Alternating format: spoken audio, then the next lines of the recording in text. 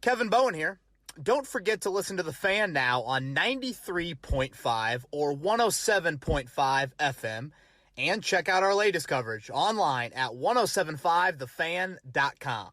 We're back. Another edition of Kevin's Corner. Mark Dykton out of the bullpen for us. He's been terrific in that role, throughout the last year or so. And he's joined us today to give his thoughts. No one knows quarterbacks like a Bears fan, so fittingly, Mark Dykton is with us as we continue to break down Matt Ryan. Just heard from him his introductory presser earlier this week, and as always, you hear Mark play animal sounds mainly. It's probably his new LinkedIn resume. It's on my business card now.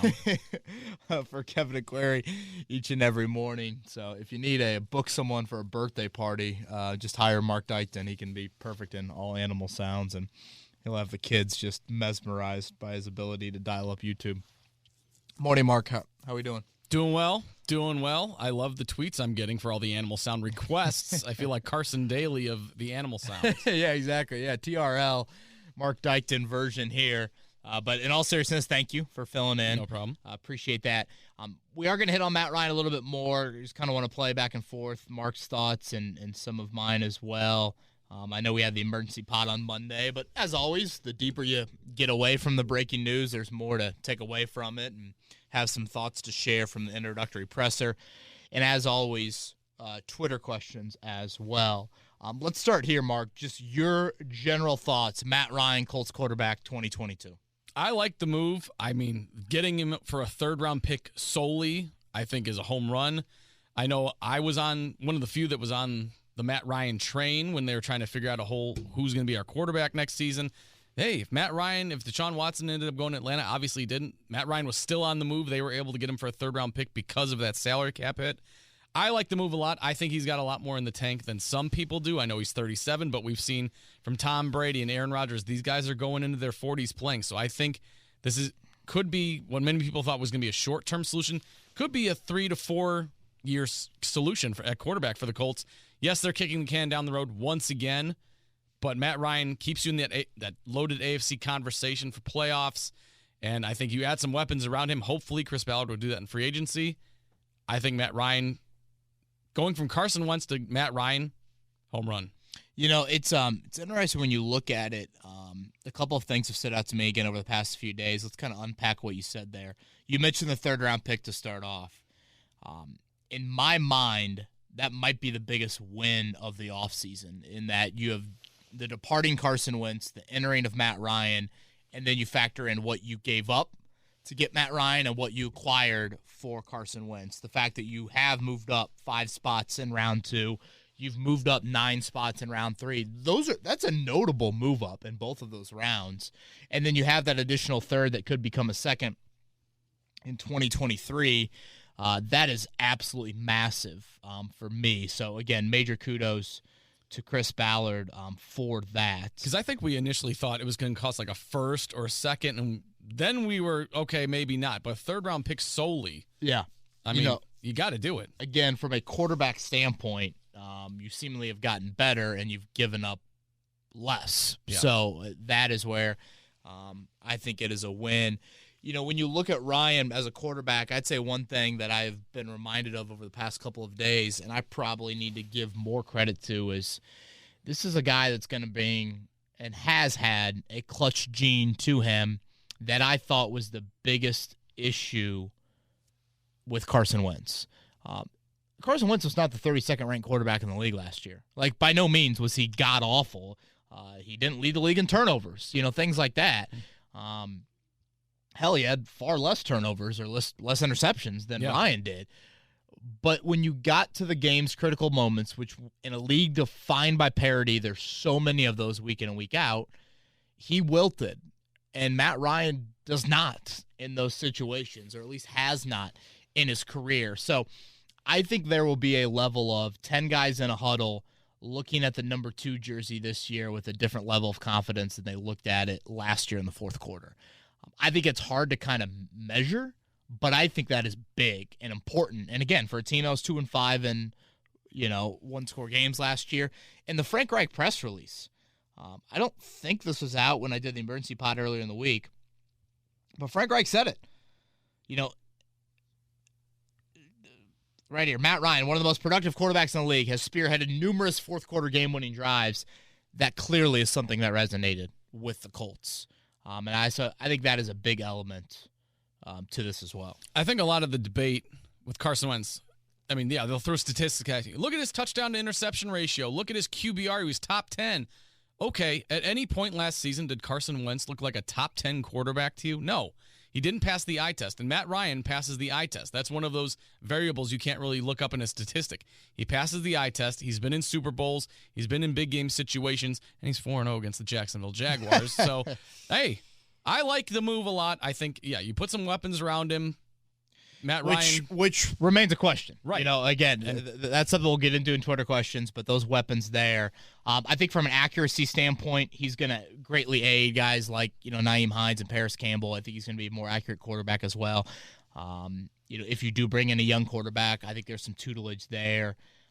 In a very, again, singular-minded focus of right here, right now, he keeps the ship afloat. And in the AFC South, if the ship is afloat, you can do something because the division is the easiest division in the AFC.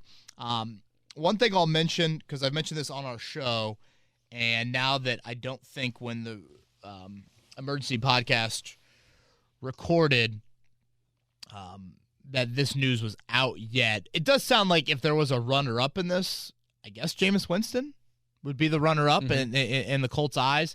I've mentioned Marcus Mariota as another option, and I look at it from this point, Mark. You can either have package A is Matt Ryan, or package B is Mariota or Winston, whoever else you want to go with there.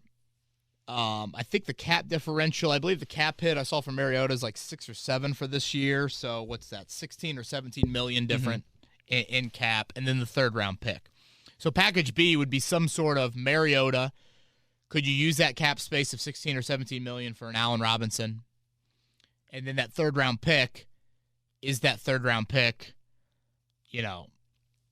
recent Ballard third-round picks, Bobby Okereke, Julian Blackmon. Can you get that equivalent at tight end? Or maybe you are finding a left tackle to groom a little bit more down the road, something like that.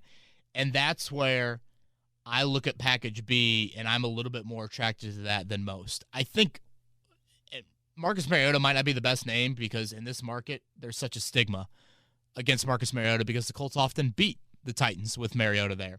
I think people would be surprised to find out that when Mariota's been a full-time starter his last 3 seasons, the Titans finished above 500 all 3 of those years. And that was pre-Derrick Henry taking the league by storm. I get that it's different situations, but it's not like Matt Ryan and the Falcons have been winning at some extraordinarily high level since the Super Bowl run. And I totally get Atlanta and the lack of support around him. But my question just becomes, what's the end result with this? You tweeted out a list of, did you do AFC teams or AFC all quarterbacks? 16 AFC teams, yeah. Yeah, do you have that list up? I can pull it up real quick. Pull that up. And this was during a commercial break, so it's not like I put a ton of thought into it. Yeah. I just want everyone to be aware that I No. I'm not holding your feet to the fire here. What I'm getting at, Mark, and again, this is where my opinion of the quarterback position differs from a lot of people. And I get how fans operate. Fans are win now. We want to be relevant. We're tired of what's happened in recent years. I totally get that. I have more of a long-term view of it.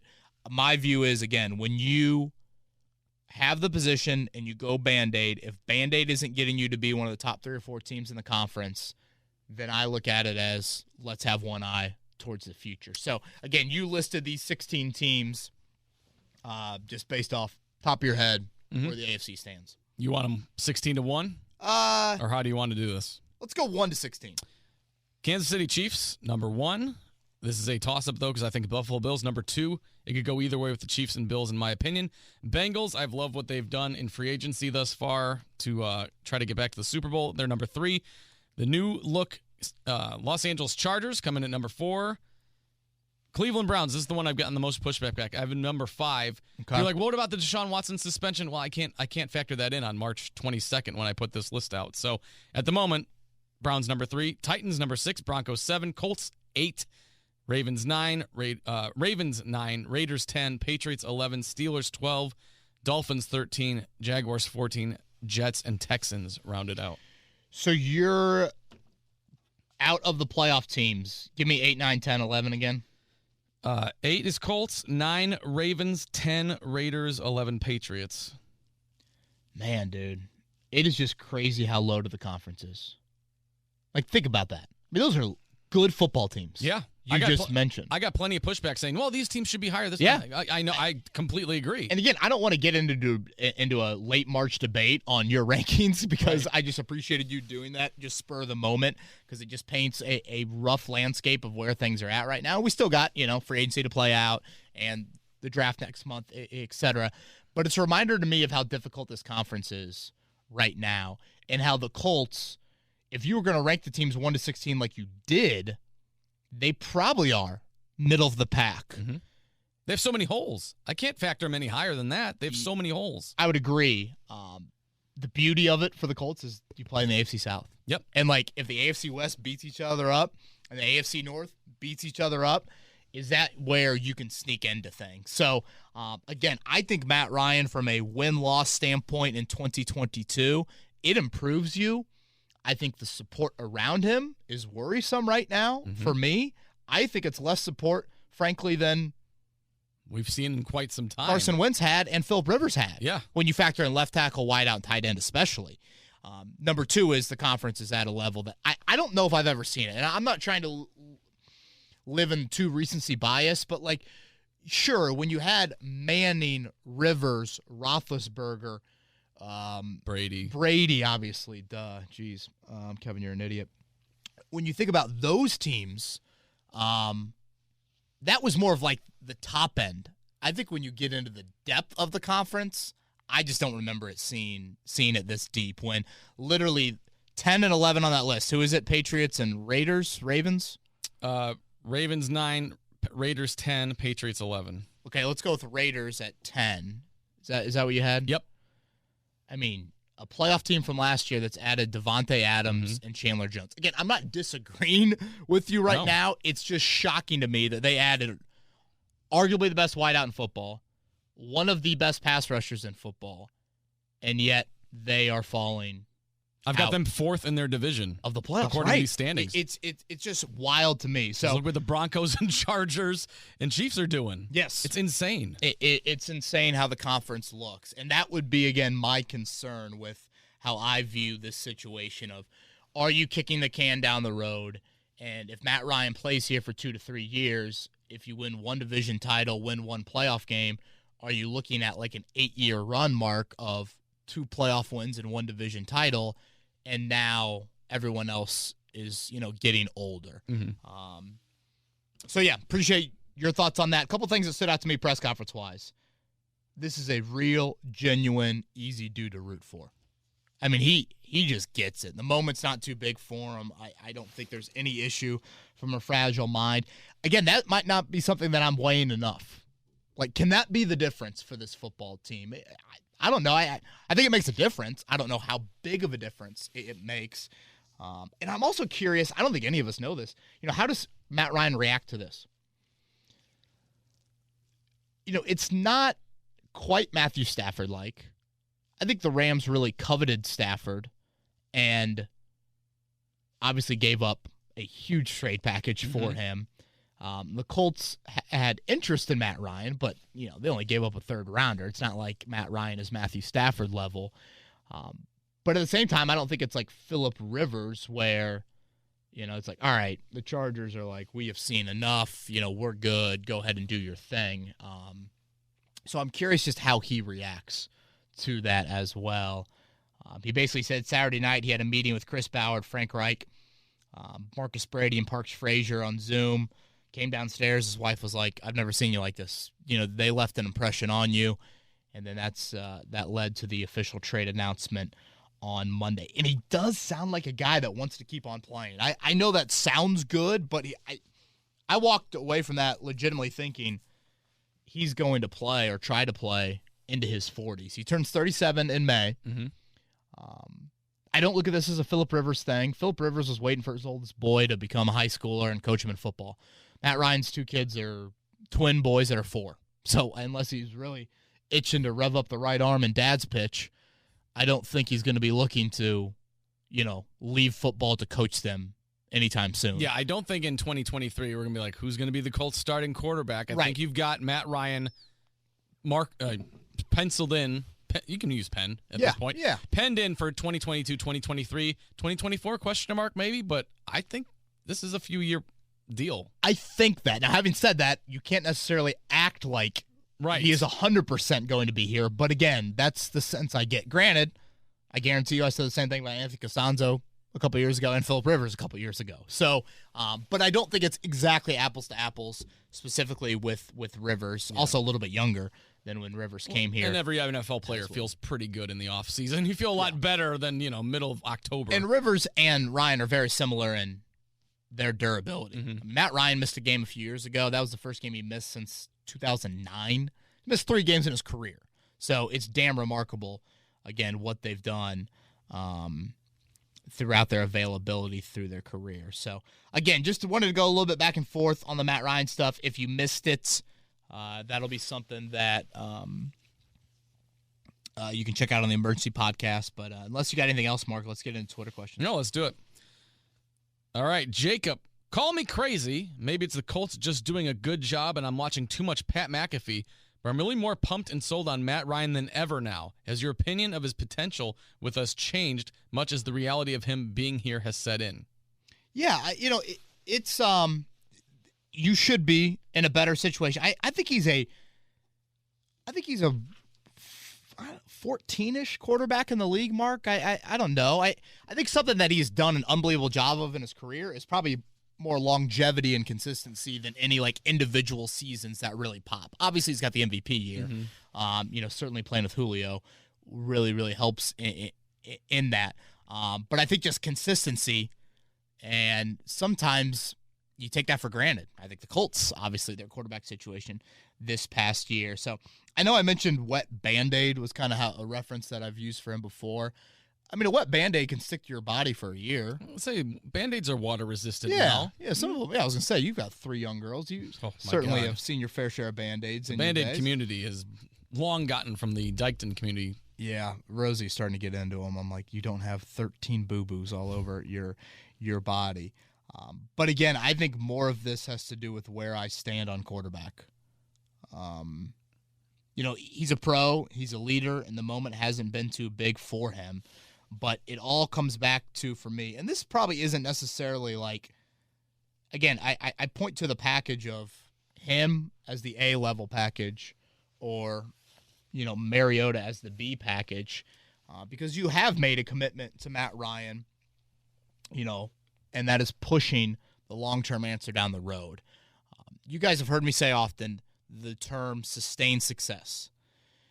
And Mark, as a Bears fan, you probably have just dreamt about this. But for me, Jim Irsay has stated a goal of 2 Super Bowls. I know he gets made fun of a lot for that, and we poke fun at that as well. I think that should be the goal for every single franchise in the NFL. Win 2 Super Bowls in a decade. That is an incredible run. The best way, I'm not saying it's the easy way, but the best way to try and achieve that, in my mind, is to draft a quarterback, develop said quarterback, build around that quarterback throughout that decade. Yeah. And I view that as, 6 or 7 playoff appearances, 2 or 3 division titles, maybe one time you got home field. That's the time you make a Super Bowl run. Maybe one of those other ones, a la the Colts with Manning 2006, not kind of a surprise that year's Super Bowl run. And that's how you go about things. The Band-Aid approaches don't often lead to it. Matthew Stafford, I think, is in a different category. Tom Brady, different stratosphere. And look at what they walked into. Brady walked into Mike Evans and Godwin and brought Gronk with them. What Stafford walked into with the Rams as well. Stafford, I don't think is walking in, or Ryan is not walking into that. No. So he will bring a different culture and all of that, and I think he upgrades you from that sense. But I just can't sit here right now, Mark, and maybe my mind will change. Maybe there's some massive move up Chris Bauer's sleeves that's going to make me to change it. But I just look at the AFC right now, and I still see a team that is not in the group that will be the last one standing in January. Yep, that's why they're at the middle of the pack at the moment. Plus, whenever they do draft a young guy and start developing him, you do want to kind of get that young guy. You want to start having some sustained success early under his rookie deal because once those quarterback contracts come up, oh boy. Yeah, that's another big part of it, and I think that's why Kansas City has done what they're able to do. Cincinnati has done what they're able to do. In ways you had. The Rams with Goff when they made the Super Bowl run. I know Wentz wasn't a part of Philly's actual playoff run, but they were in position that year because Carson Wentz got them. I think they were number one seed in that 2017 season as well. So you can point to, rookie contract quarterbacks that have started it. And I'm not necessarily saying you got to win those Super Bowls in the rookie contract deal, but I think it can really help you build a foundation to start to get on those runs and get used to it as well. Yeah. I think – let's say Matt Ryan and the Colts go 11-5 next year, win the AFC South, win a playoff game, and then bow out. Would it be 12-5? Yeah, 12-5, I should say. Yeah, I was going to say 17 games. I still continue to make that mistake. The long-term answer is still up in the air. Mm-hmm. And again, this is probably more of a non-2022 offseason issue. It dates back to everything post-Andrew Luck and how the organization has operated at quarterback. So that probably comes off as a bit of a knock on Ryan. So fair or unfair there, but again, I get so many people being like, you're being so negative on Ryan, this and that. I'm just being realistic. This is where I think about the situation right now. I think he's an upgrade, but when I look at wideout, left tackle, and tight end and look at him, I don't think a game manager with these weapons are getting you to the level that you want to get to. And I think the Colts not addressing the quarterback issue sooner has hurt them because you see how many quality talent have gone off the board in free agency, whether it be via trade like Robert Woods and Amari Cooper and all that. I mean, it's a great point. Waiting a week into free agency, yep. And free agents, they're looking at the Indianapolis like, okay, you can throw me some money, but who's going to be throwing me the ball? And you have to think that played into a lot of factors for some guys if the Colts were trying to get some guys that were available. No, so, I think that's a good point. And then again, you're in this situation during one of the worst off seasons ever to find a quarterback. Right. That plays into it as well. Whereas 2020, 2021, you weren't in those situations there. All right. Big Bama. Thoughts of Chris Ballard giving Matt Pryor a shot at left tackle? Now, the name Big Bama asking an offensive line question just fits so well. Perfect. Right? So Ballard's on with McAfee yesterday. We're recording this late Wednesday morning. Said that Matt Pryor will get the first crack. I know at left tackle, I saw a lot of people pointed to Matt Pryor's locker is next to Matt Ryan, and so that usually indicates something along those lines. I don't love it. I like the Pryor trade. Very smart by the Colts acquiring him. I like him as a 6th offensive lineman. You guys have heard me say the Joe Wright's quote before: "Offensive linemen are made. Left tackles are born." Joe Wright knows what it's like to play those other positions on the O-line. He knows what it's like to play left tackle as well. So that is something that I think it's a position when you're patchworking it. Oh, man. And for a guy who's not all that mobile in Matt Ryan, you better hope that Pryor can hold his own. God, Ian Rappaport just reported that despite an offer from the Chiefs that would make superstar Tyreek Hill one of the highest paid receivers, extension talks have stalled, and Kansas City's now given Hill's agent permission to seek a trade. What? That sounds like aggressive lines in the sand. Wow. Ballard was a part of the old Tyreek Hill. I actually have it right here. Ballard on Tyreek Hill. We went A to Z on Tyreek Hill. You can't make a decision like that without the entire organization. This is, back in the Kansas City days. Right. Being on board from ownership to coaching staff to scouting staff, understand how it's going to affect marketing. Anytime you bring a player in the building, everybody needs to be on board with the player. We had a good plan. The plan worked, but now you've got to keep working the plan just because you keep working the plan, et cetera, et cetera. You have to go through and continue to work the plan as you go. You don't ever take your foot off the pedal. The same thing with Tyreek. Tyreek is a good young man. He made a bad mistake, but we gave him a second chance, and he took advantage of it. I think going forward, he will continue to do good things. It's interesting. I mean, but again, you'd have to figure out what you're giving up, more future resources to land a guy like Tyreek Hill, and then he does come with some baggage, and they always talk about locker room guys. Yeah, a couple of just initial quick thoughts on that. Would Kansas City trade him within the conference? Probably not.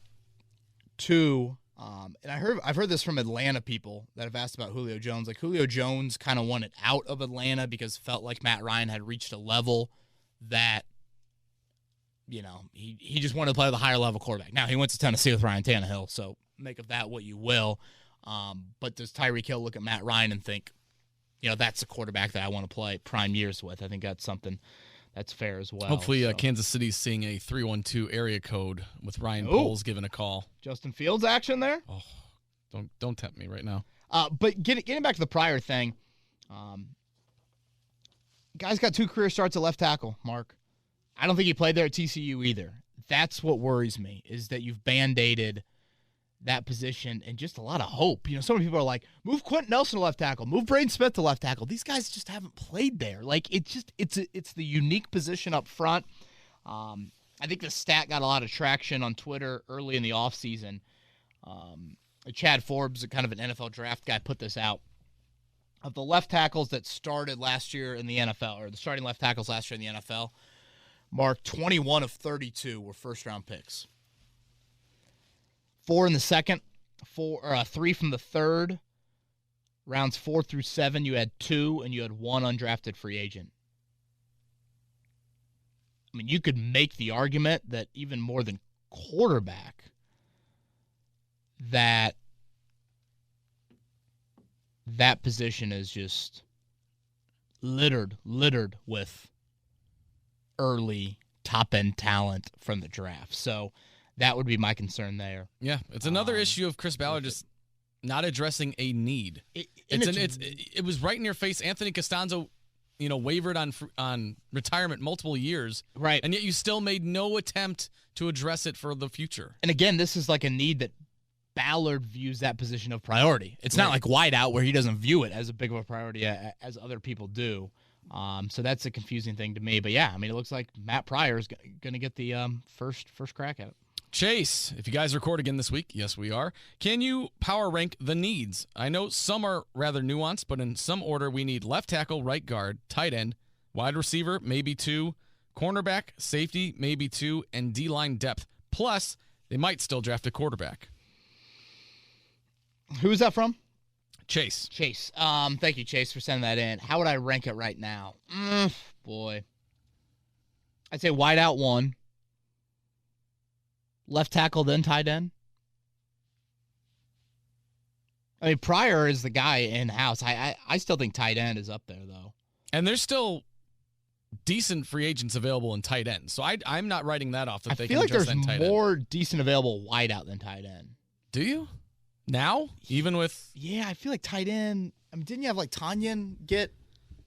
Tanyan's back. He re-signed. Tyler Conklin is a guy that I really liked. He's going with the Jets. I might have missed the Conklin one. Yeah. I mean, I know you got some aging wideouts. You still have got Valdez-Scantling, a guy that, you'd be projecting a little bit, but certainly produced. And then... Jarvis Landry's still there. Jarvis Landry's still under 30 as well. I don't know. Tight end, I feel like, is it like Gronk? Maybe I'm missing a few, but I feel like that's dried up a little bit there. Corner safety. That's something I think to keep an eye on as well. Right guard, I think you could do that in-house. I think that's either Danny Pencer or... And this is all, Chase, to your point, putting quarterback to the side here in ranking these.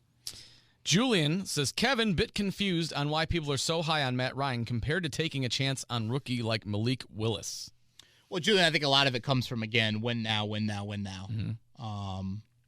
And people that don't want to be patient. And also, let's acknowledge, I mean, any rookie's a risk. It is a risk. Now, I view it as it's a risk that you have to take. I mean, Ballard has been very public about it. I think Ballard's afraid to take a big chance on a quarterback in the draft.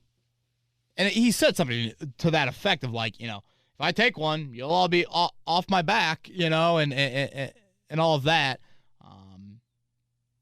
Is it really taking, would you want him to take one in this draft class where there's quarterbacks not very highly touted? Maybe not this one, but, I do think there are examples, Mark, of finding quarterbacks outside of the top 10 that have hit. It's not as frequent. Certainly you can find guys in the top 5 that don't hit. Again, it is not easy to find the quarterback.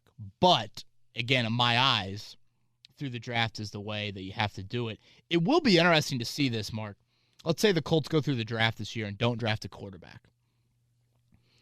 That means they will have gone 3 straight years without drafting a quarterback in the first 100 picks. Boy, I'd be hard-pressed to find a team that doesn't have the franchise answer and has gone 3 straight years without taking, you can find examples of teams with veteran quarterbacks that draft, Green Bay with Love, Tom Brady and Jimmy Garoppolo. You can find teams that had QBs that still spend high picks on that position. So, and again, Jacob Eason and Sam Ellinger don't qualify enough for me. They are swings, but they're not as big of a swing as you need to take. So, Matt Ryan, fine, upgrade, but I still look at it as if you love Malik Willis, if you love Matt Corral, if you love Desmond Ridder, you take that guy. Mm-hmm. You take that guy, you groom for a year, and then you get to next season, and that comes, 2023, that comes the decision that I think you see NFL teams face often. Again, when do you pass the torch? Yeah. You want a GM to have conviction on a guy. Maybe that's not this year, though, when it comes to quarterback. Mm-hmm. Andrew, what's the difference between Matt Ryan and Matthew Stafford, drafted in consecutive years, both with above-average stats playing on bottom-tier teams? Stafford found a new home and flourished. Granted, the Rams had a better team. Ryan is potentially set up to perform much better than last year on a new and better team. This could be promising. Ryan with better weapons over his time, I would start there. Again, Matthew Stafford walked to L.A. and had Cooper Kupp, had Robert Woods. They made the trade for Odell Beckham as well. I think Stafford's got a little bit more flashy arm talent. If you look at, ESPN's QBR metric, I think is a big metric a lot of people point to in evaluating quarterback play. Ryan's was terrible last season, one of the worst in the NFL, or I think the worst of his career. Stafford, his final season in Detroit, was at a much higher level there. So I think Stafford's had more highs throughout. More consistency as well, I think. You think that as well? Yeah. I was going to say Ryan kind of checks the longevity box. Mm-hmm. Yeah, people forget Matthew Stafford, put up 5,000-yard seasons and everything in Detroit because he had guys like Calvin Johnson and all that stuff, but he got lost in the shuffle because of the line. So I think when it comes to ranking guys, Stafford was always top 10. It's just that he got lost in the shuffle, and Matt Ryan would be more in the top 15. Yeah, I would agree with that. I don't know if they're as comparable as you would think. The Jets and Dolphins rumored for Tyreek Hill. Yeesh. Boy, those are 2 interesting teams. Zach Wilson and Tua. That's going from the, what's the term? The high end, the outhouse. If you're Tyreek Hill. Yeah. Outhouse to the back house or whatever. Yeah, back something like outhouse. that. High rise, I don't know, something. Were you surprised to see the Colts favored now over the Titans for the division? Plus Yes. 110 Colts, plus 125 Titans. Yeah, because again, there's so many questions regarding the rest of their roster, whereas the Titans, they were without Derrick Henry, and they had a winning record. And now you just added Robert Woods for a 6th-round pick to go with A.J. Brown and whatnot. So And they re-signed Harold Landry, right? Yeah, I believe so. So, you're looking at right now, let's say Derrick Henry and Jonathan Taylor are a wash. You're looking at Tannehill having A.J. Brown, Robert Woods, and Austin Hooper, and Matt Ryan having Michael Pittman, Ashton Doolin, and Mo Alley Cox. Yeah. Yeah, I don't. That was a curious I don't know. decision by Vegas. Yeah. All right, where are we at here? Jay, hey, KB, this question could be answered before your next podcast episode comes out. Is it possible that Ballard is taking the same strategy with quarterback that he did with pass rusher last offseason, meaning that he didn't take swings in free agency with veterans, but instead drafted Kwity Paye and Dio Adengbo? So then this year, it's the same thing, not trading for a veteran quarterback like Jimmy G or Baker, but he's going to draft. He mentioned this in his presser that he really wants the answer, and maybe this is the year. Sorry for the long question. Well, Jay, again, this question obviously did before Matt Ryan field an answer with Matt Ryan. It goes back to the Chris Ballard short-term, long-term quote from January. Matt Ryan is a short-term, definitely. But at the same time, you've got to look into the long term. And I think it's really important to take advantage of Ryan here from quarterback tutelage. Like, I get it. People are going to be like, nope, every resource has got to be used to supporting him. To me, you got to find that balance. If you find the right quarterback, you have to take that, because I think that can really help Ryan from really help the next wave from a teaching, learning standpoint. Again, what they've done at defensive line is the Ngakoue move. I mean, I'm a huge fan of that. I was saying today on our morning show, you didn't hope with Quiddipe and Dio again. You hoped with them last year. That was a mistake. Justin Houston, Danico Autry go. You don't make any veteran signing. It costs you. This year, you bring in Ngakoue. You can further development of Quiddipe and Dio, and I think that's important. Right now, I look at wideout, and I'm thinking, wow, they're really hoping. And Ballard, I think the word he used yesterday with McAfee is like, yeah, we can make some depth signings. I mean, aren't you like projecting depth signings to the top of your depth chart right now at wideout? Yeah. I don't love that approach. No. Yeah, his resistance against addressing wide receiver just boggles my mind, because even in when they still had Wentz, he pretty much pointed the blame at Wentz. Like, well, we had weapons. Did you, though?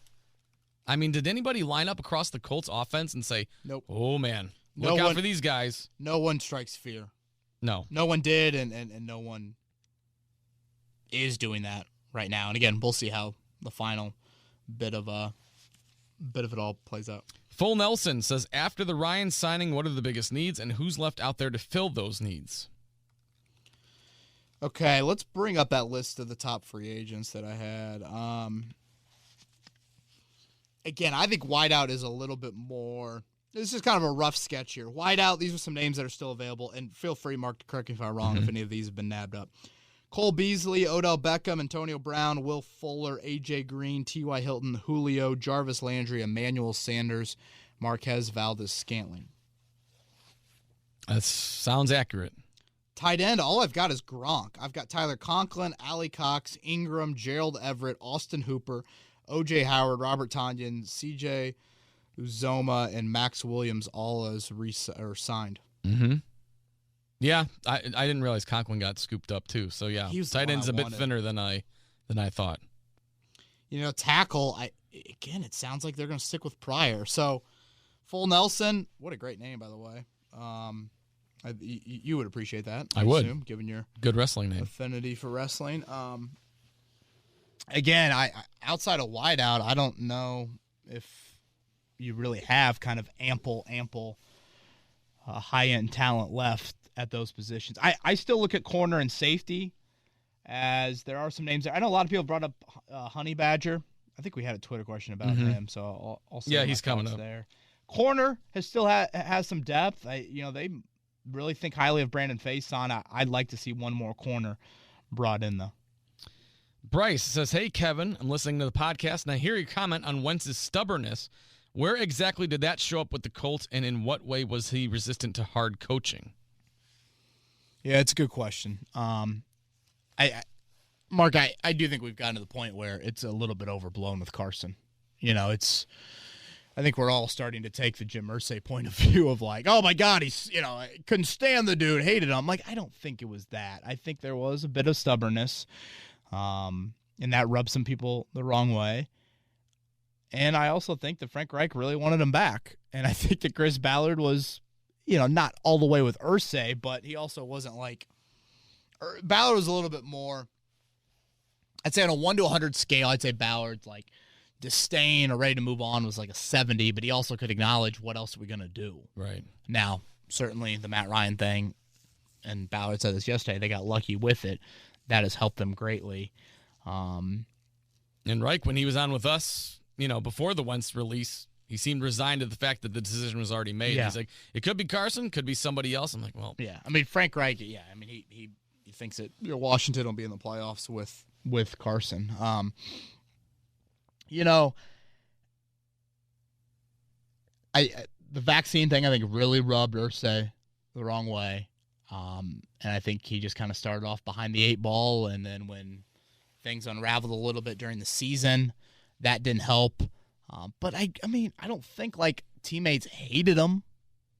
I think it's one of those things like he's our quarterback. It's a nice dude.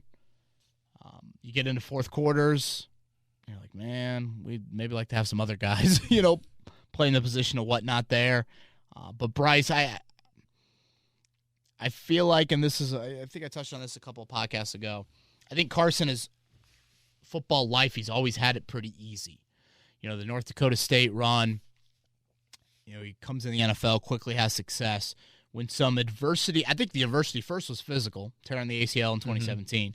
When that first physical adversity showed up, then all of a sudden his fundamentals waned a little bit after that, and some inconsistency happened. I just don't think he handled it extremely well, and a bit of I'm the smartest person in the room. The smartest person in the room can still be really nice, but I think that kind of rubbed some people in that building the wrong way. It was very telling when at the time the Philadelphia Eagles were willing to eat the largest cap hit in history to move on from him. Yes, and that was very telling. That, and again, drafting Jalen Hurts before Carson led the league in interceptions, very telling as well.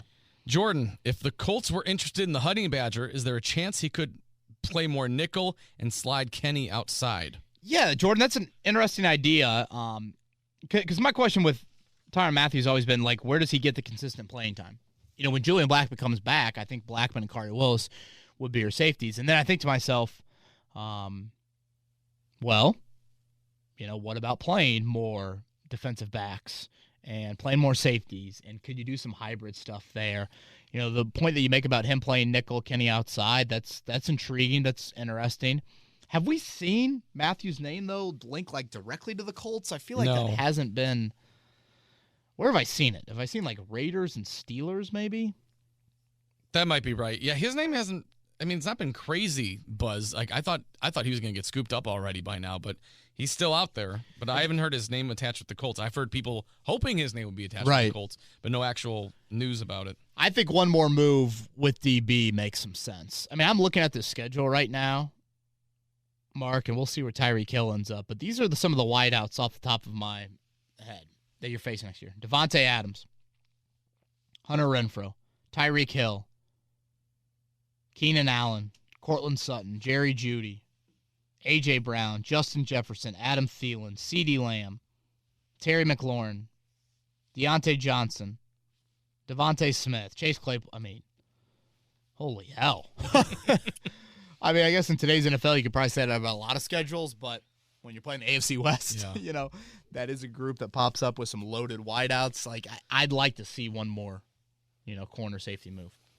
Okay, last one. Tanner says, heard Kwity Paye was supposed to be in the same role as Yannick was with the Raiders, so what does that mean now for Paye? Yeah, it's a good question. Ngakoue's talked about being in that Leo spot, and Kwity Paye opposite him. I think that makes sense. I know Kwity Paye tested exceptionally well as an athlete. Honestly, you can make the argument that he tested a little bit better than Ngakoue did, but I just feel like I haven't seen the Paye athleticism on football speed just yet. So, Schefter's saying Tyreek Hill is likely to wind up as a Jet or a Dolphin. Yeesh. How far do the Chiefs fall without Hill?